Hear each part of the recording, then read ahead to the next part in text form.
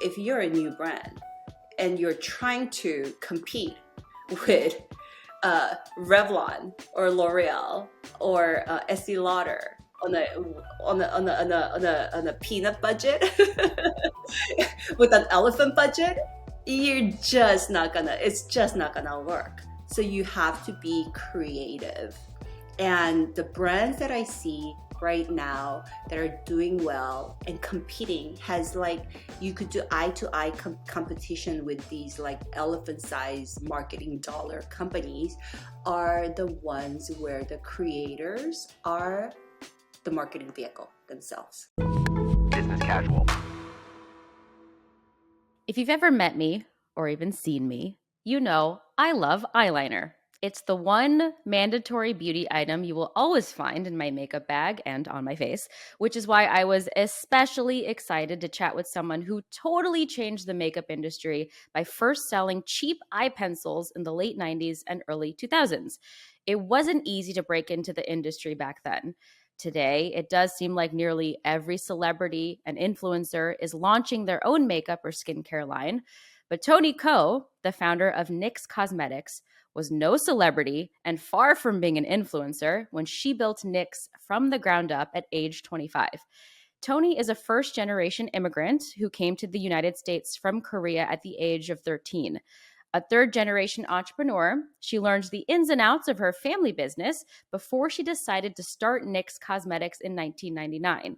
With her mom as her first investor, Toni managed to generate over $4 million in retail sales during her first year. But that isn't the whole story. As Toni told us in today's episode, she hustled big time. She told us that 99.9% of the money she made in the early days of NYX went back into the business. She minimized her expenses by living at home with her parents, and she invested money, time, and energy into marketing. This meant lots of IRL trade shows at the time, long before the days of social media and the digital marketing that comes with it. And it paid off for Toni. NYX is in virtually every drugstore that sells makeup, and Toni sold NYX to L'Oreal in 2014 for reported $500 million, which at the time was one of the biggest beauty acquisitions in history.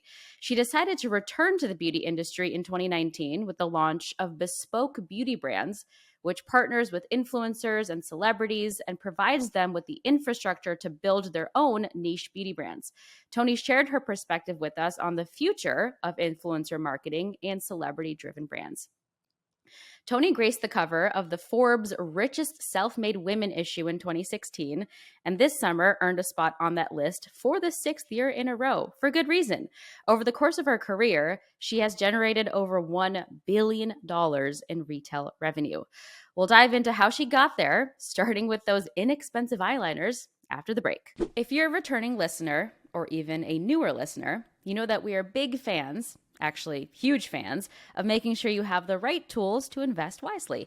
Real Vision's new investing course will give you the tools and foundational know-how to be a smarter and more confident investor.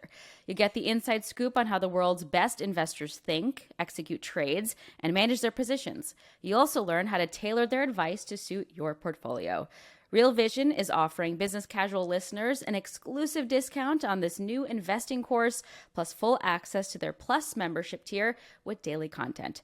Sign up and get started at realvision.com/businesscasual. That's realvision.com/businesscasual. Toni, hello. Welcome to Business Casual.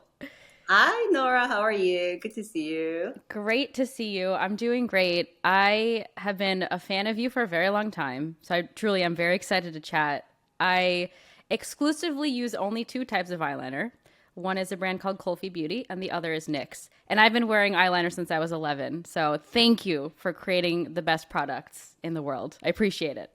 Amazing. Thank you so much for sharing that with me. Yeah. So before we get into your amazing story of founding NYX, I'd love to start with a little icebreaker. It's a segment we call Professional Pet Peeves. So I want to know if you could wave a magic wand and get rid of something at work that annoys you. It could be in person, it could be remote, anything you want. Something that annoys you that you could get rid of. What is your professional pet peeve? Voice memos. Really? Voice messages. I hate leaving voice message and I hate checking voice messages. Interesting. But if someone calls you, would you rather them just text you what they would be sending you a voice memo of? You'd rather get a text or an email. That is my personal preference. I don't like to talk on the phone either. I've always been that way since I was very young, and Yeah. I'd much rather receive a text message or an Ah, email. interesting. The I truth. Yeah, no, you came up with Having it that so documented. quickly. You came up with that so quickly, and I agree. I would rather get a text any day. But do people cold call you? How do you feel about cold calls? Even if it's someone you know.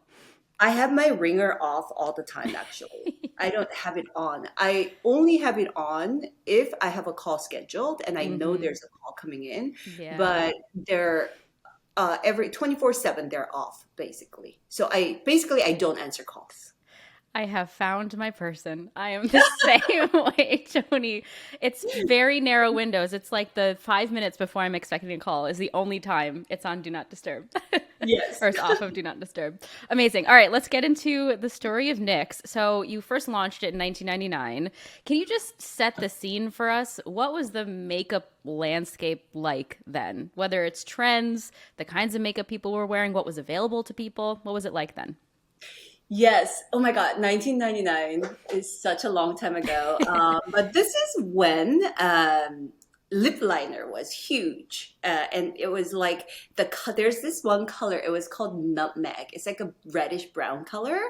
And every girl I knew wore nutmeg lip liner. And kind of like, and it wasn't like nutmeg by NYX Cosmetics. Like nutmeg was kind of like posted for a sticky notepad. It Ah, was just a universal uh-huh. name for this color that was this like radish, auburnish brown color. And every girl either wore the entire lip liner as a lipstick inside, or they wore it outside really dark and wore Remember like a that. frosted pink or like a Uh-huh. frosted beige colored lipstick inside. And I'm a victim of that fashion too. So all my photos from the 90s, I have the same look. Now I've switched it over to a red lipstick, but Hmm. that was the look. That was it. Yeah, and then that sort of inspired the first products that you launched with, which we'll get into, eyeliners and lip liners. But before you launched the company, you worked for your family business that was wholesaling perfume and cosmetics. Would you have gotten into the beauty industry on your own, do you think, if your family wasn't already in that space? I do think about that. I think I'm very fortunate to be put in a place where I was able to have that experience growing up, working in the family business and learning about the beauty industry inside and out.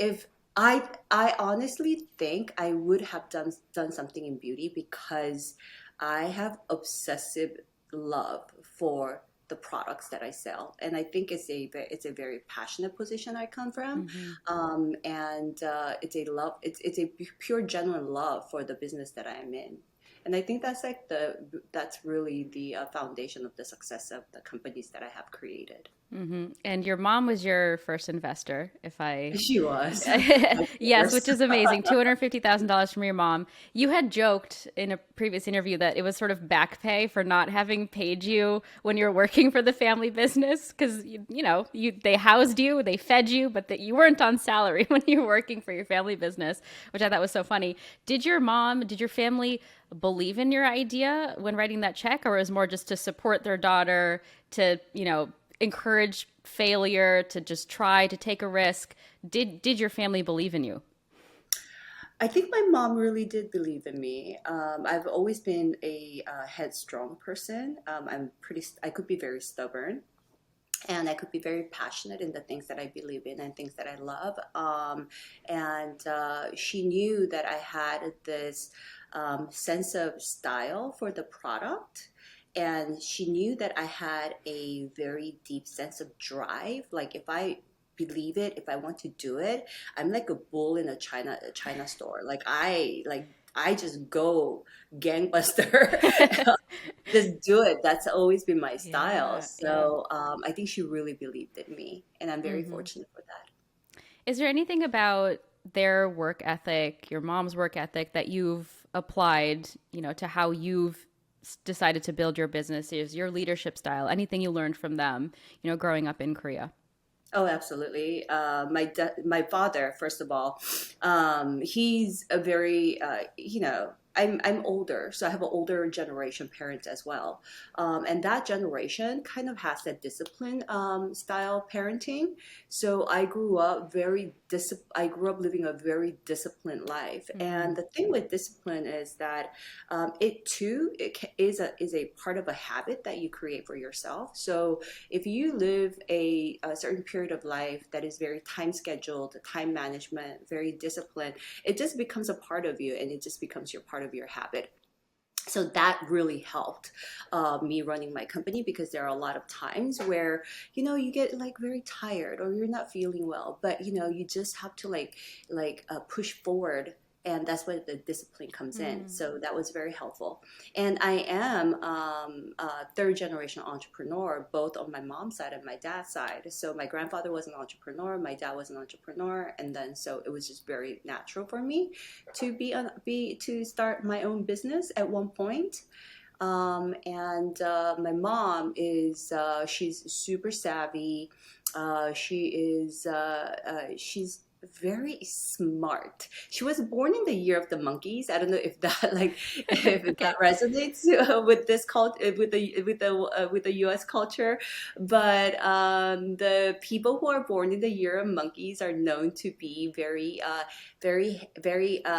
well adept with anything that they do with Okay. hands, and they're like savvy and snappy. And my Mm. mom's just like, she exudes the person who's born in the year of the monkey. So she just gets things done, and she finds creative ways, creative solution. And by working with her at our family business, it wasn't like no one like set me down and taught me anything, but it's just being in that environment and Hmm. being pretty young and just like being like a sponge and observing all the information and like all the data points and everything. I Yeah. was just every day was a learning experience, and I really consider it like it's like a business school. Like you're going to a business school every day, being on that floor, dealing with the customers, inventory issues, product display, dealing with suppliers Hmm. day in and day out is really the best form of business education that you could Hmm. have. This idea of discipline is really interesting and also resonates with me. So I'm Bangladeshi, and my parents raised me to be very disciplined, very careful, um, trying to assess risk in every move that I make. So I do wonder, you have this initial seed funding from your mom of $250,000. Did you feel like you balanced the risk taking and the discipline well? And I ask because I'm starting my own company. I have funding, but at first it was hard for me to even spend anything because I was so disciplined, right? But you have to take risks in order to grow business. So how did you think about balancing discipline and risk? I think we could separate the two. Actually, I don't think the two necessarily goes hand in hand, because you could be disciplined in spending your money in a way that is an investment. There's two ways the money leaves your hand, basically. One is spending. You will never see this money again. Two is investing. This money will leave your hand, but it's gonna come back to you Mm-hmm. with little kids in the form of return. Yes.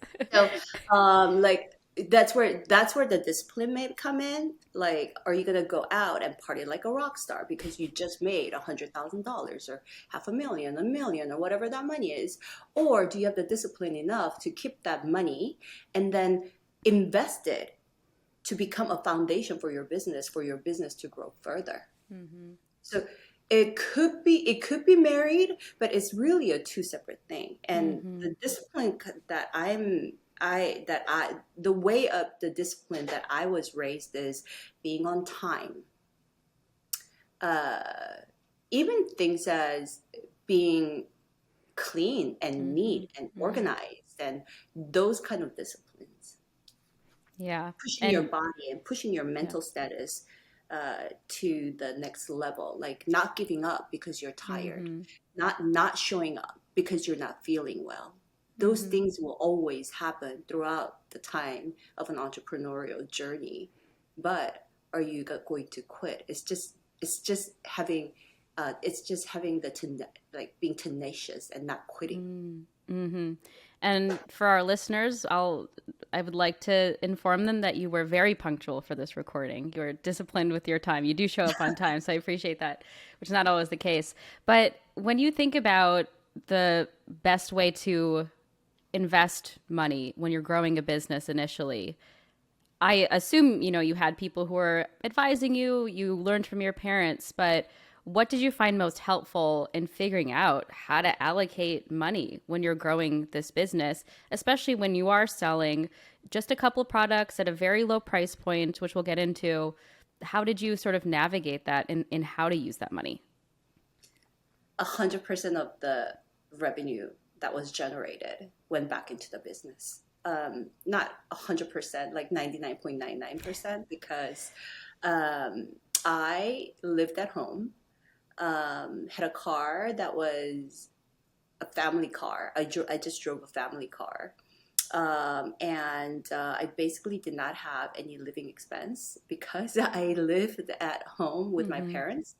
That actually enabled me to invest 100% of the revenue back into the business. So that's what I did for the first 2 years of my business. Was I probably took maybe $5 a day, $10 a day to have lunch, but that was and then the money to pay the rent. The first year of my business, I call it the employee of three.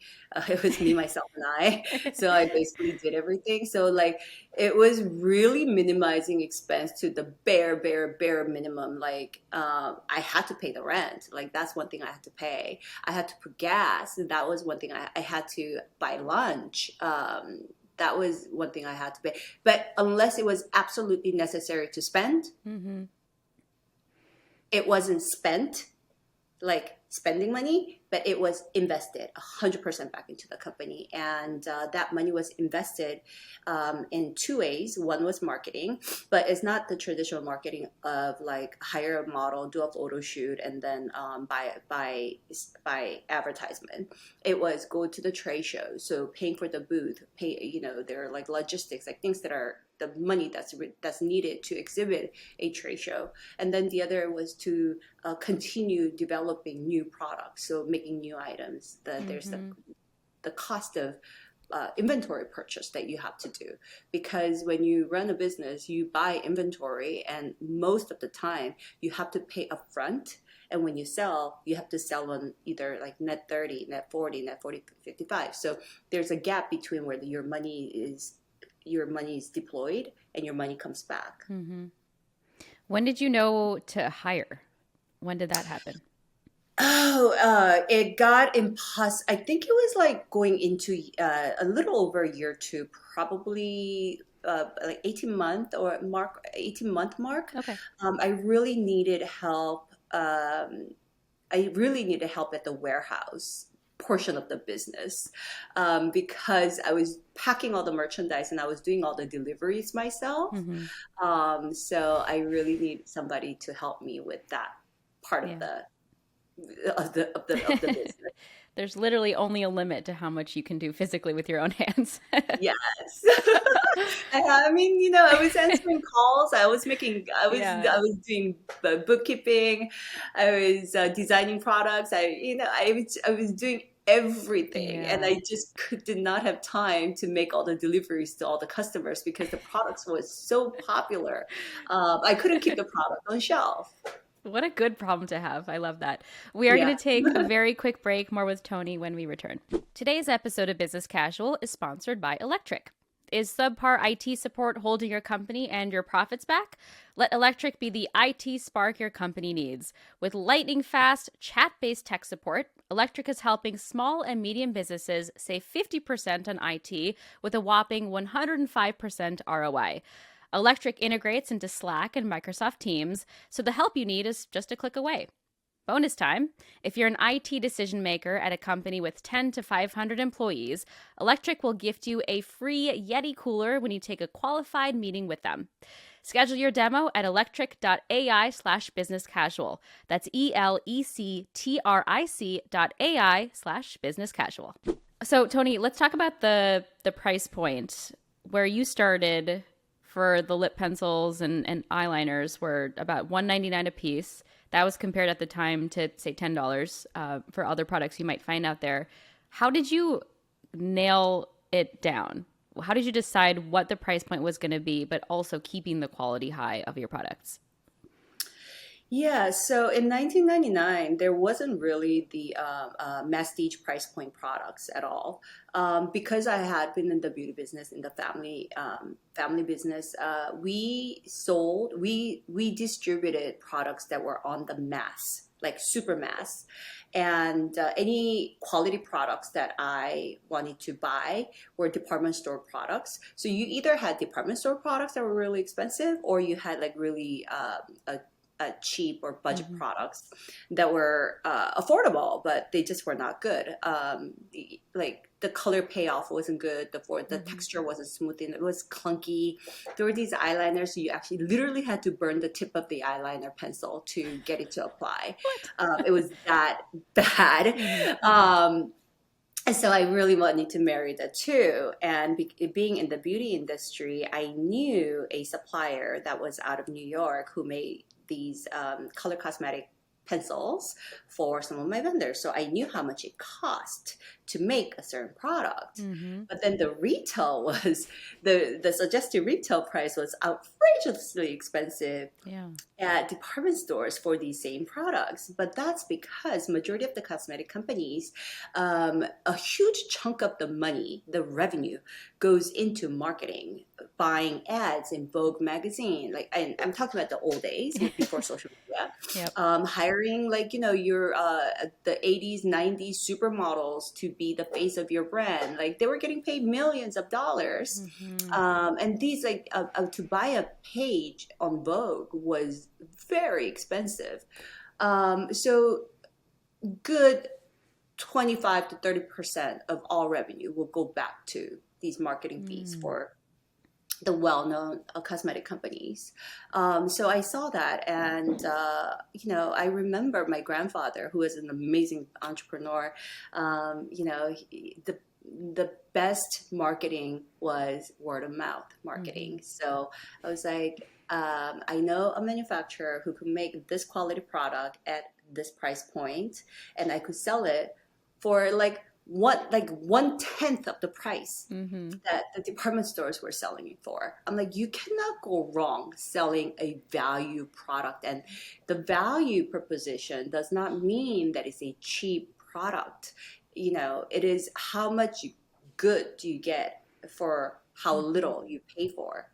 That's just the whole comparison. And I knew immediately that and because I was a consumer, because I've been in the beauty, and all of my friends, I know what the girls are wearing. I know what color the girls are wearing. I know what texture we're looking for. I know the product efficacy that we're looking for. I know what we want as far as aesthetic wise. I could marinate all this together and develop a brand.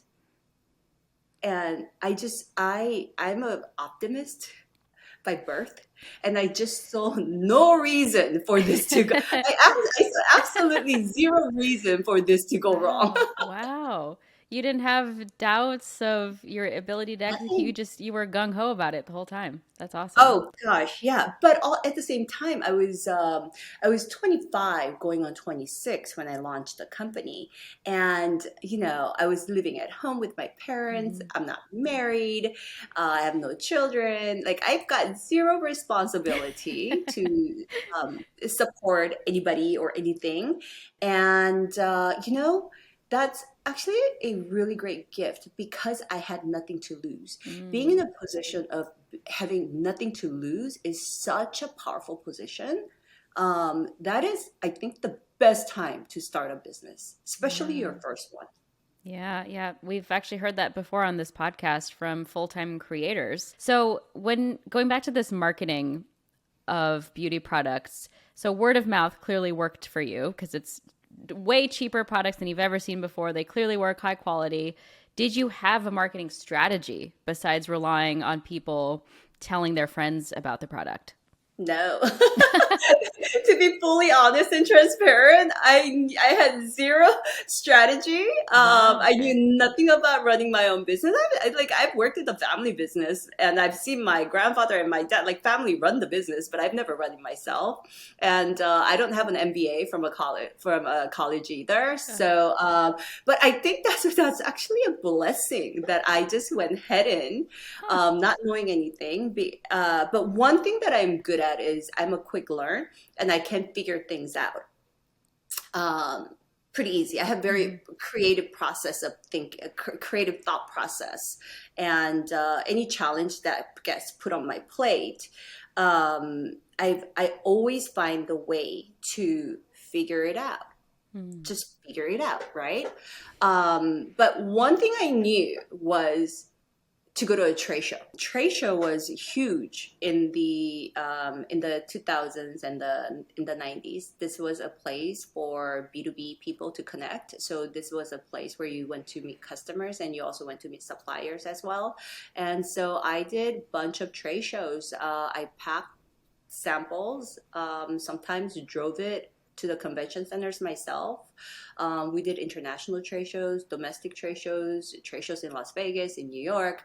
And I was probably committed to doing about 10 trade shows a year. And I started the company in 1999 and sold it in 2014. So that's Mm-hmm. 15 years. So I probably done about 150 to 200 trade shows easily. Wow, wow. And what was the feedback that you get initially at these trade shows? Were people surprised that you were able to create a quality product at such a low price point? Different trade shows, different reactions from different customers because you attract different type of buyers from different places. For instance, there's a huge exhibition. It's called the Cosmoprof. I mean, it's one of the biggest trade show for the beauty industry, Cosmoprof, Italy. That show, the first 3 years, I sold nothing. People will For pass by the three booth years. for first 3 years, but Wow. I kept going. I just continued going because I believed every time a potential customer walks by, they are looking at the company, looking at the brand, looking at the product. They may not come into the booth to talk to me yet, but one of these days they will come back and they would enter the booth and they will start a conversation and the conversation leads to the next. But that's how you do business. Persistence, my goodness. So if you weren't getting buyers at these trade shows for 3 years, where were you finding your customers then? What was your distribution in the early days? Mostly domestics first. There was this one show called the ASC AMD. It was in Las Vegas, and this show particularly started as a army surplus show. But this show attracted customers from South America, from Europe, and there were a lot of mom and pop retailers throughout US. There was at one point over 5,000 individual mom and pop accounts throughout US that were in a specialty beauty supply and cosmetics business. And those buyers, they all came to those shows, and that's where I was writing just order after another order. And this is the time when we had those transfer order sheets. Uh-huh. Oh my gosh. The young people don't even know what that is. That's amazing. Just hearing about the difference between what it was like to build a business back then to Yes. now. We are going to take another very quick break, more with Toni when we return. The future seems pretty cool, right? All of those amazing new inventions that are going to make life way better. Like, wouldn't it be great if your car could change color to match your mood or even match your outfit? Buick is thinking about the future every day, a future built around you. A future with super smart Buick electric vehicles that can make life even better, and soothing, spa-like interiors that can leave you feeling relaxed and refreshed. Learn more about how Buick is thinking about the future at buick.com/future. That's buick.com/future.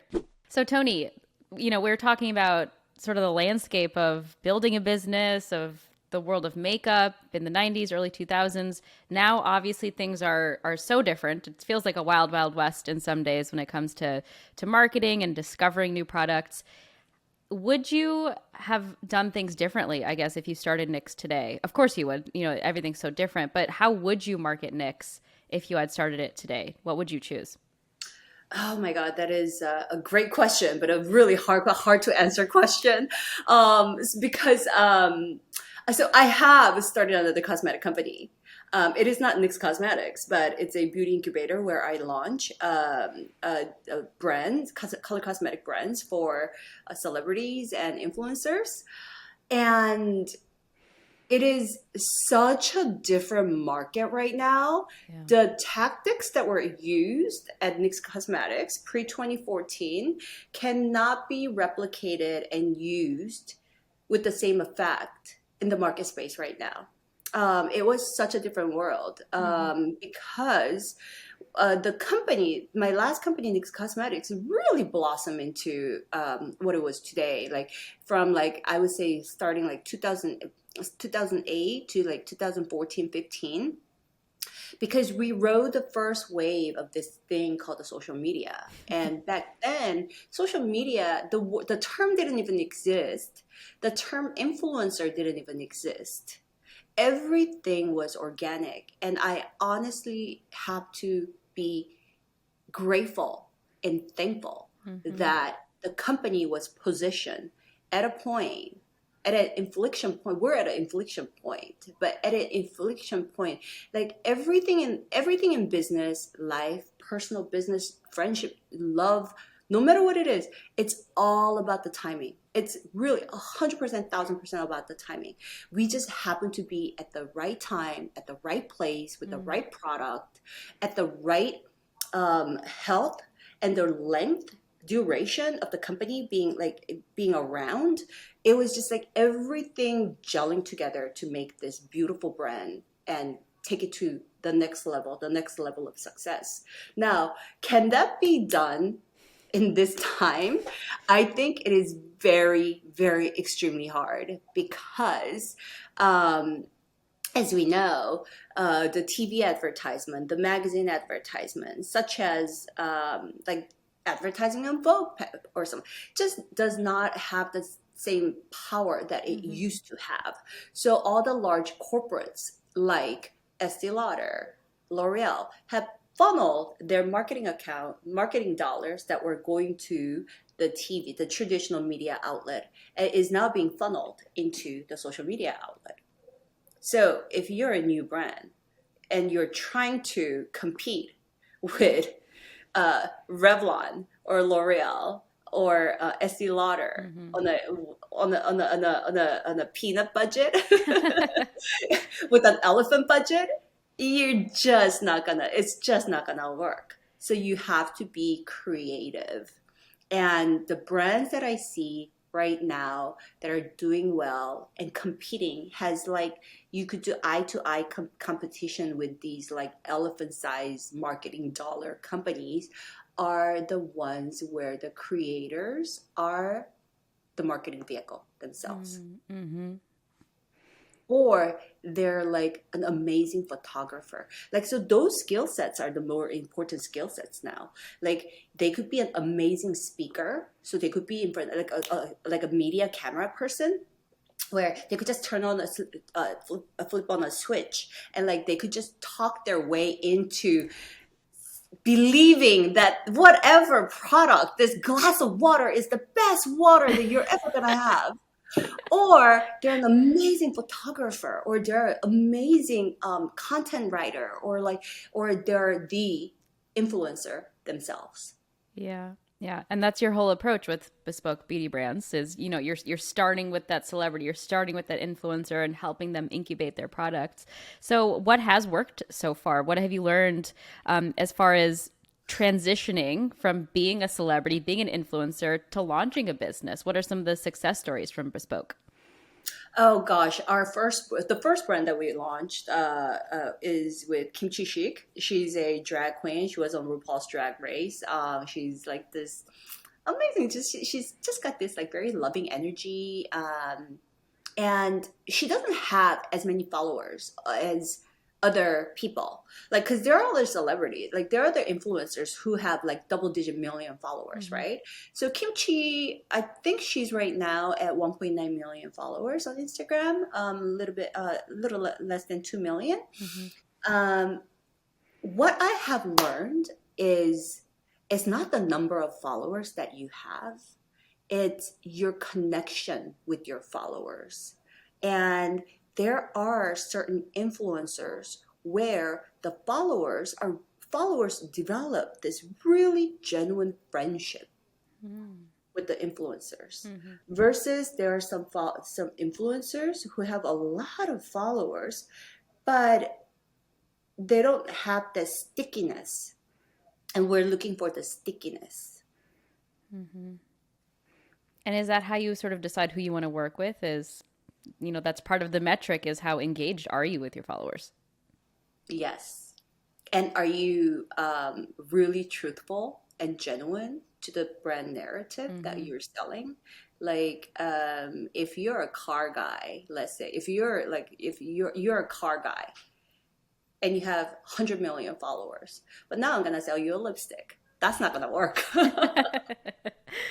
Yeah, and to your point that it's hard for smaller brands to compete with the big behemoths because they have the money to spend. And I'm sure L'Oreal was thrilled to acquire NYX for $500 million in 2014 because that was a way for them to grow, to get, into new markets and into new customers' hands. But you've spoken in the past very openly about the depression that you experienced after selling NYX. And you've said before that, NYX was so tied to your identity that you kind of didn't know what to do with yourself after you sold it.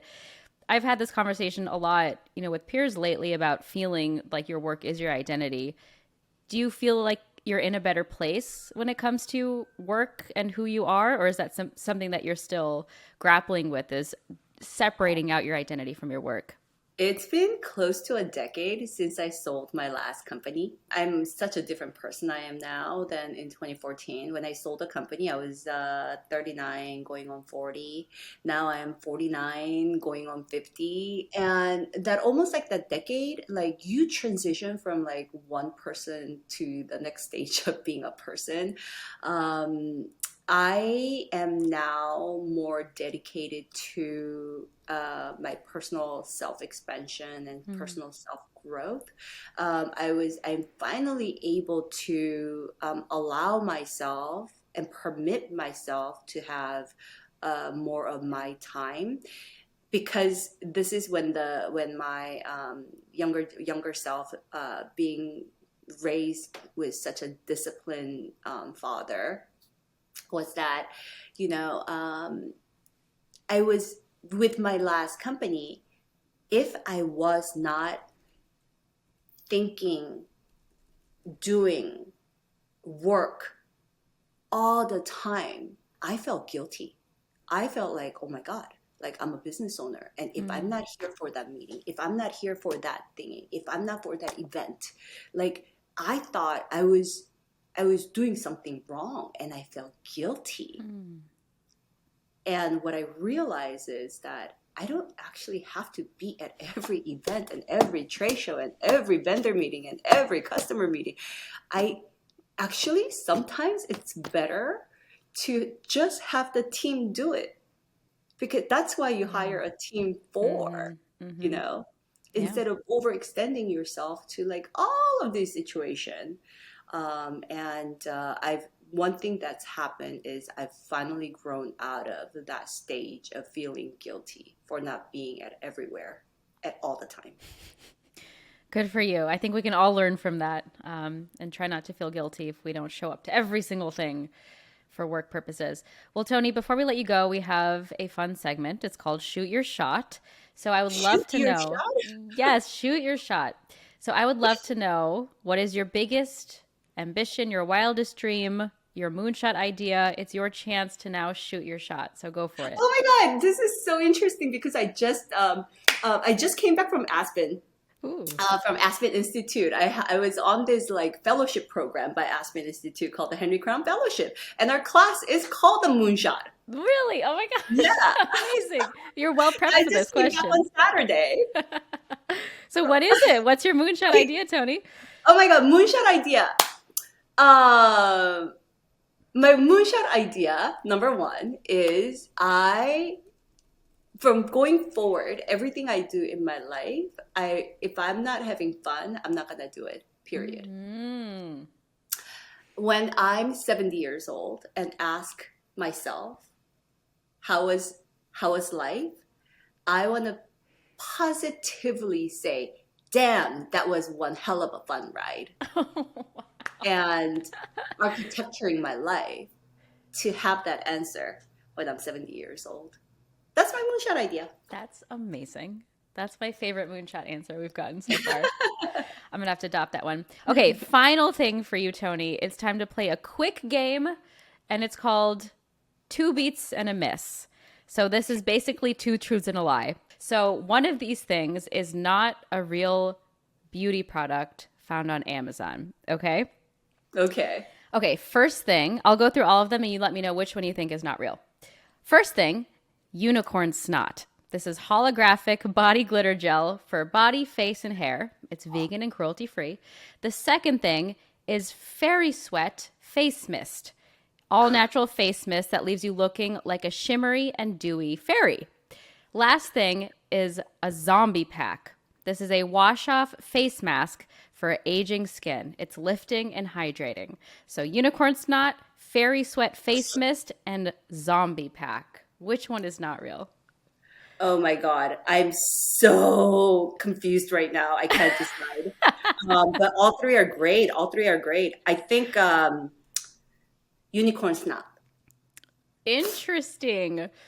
So it is real.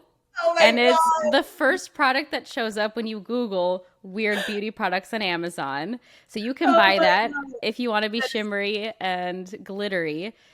If you had to guess between the other two, then fairy sweat face mist or a zombie pack, which one is? Okay, I'm gonna go with number two, fairy sweat face mist. Woo!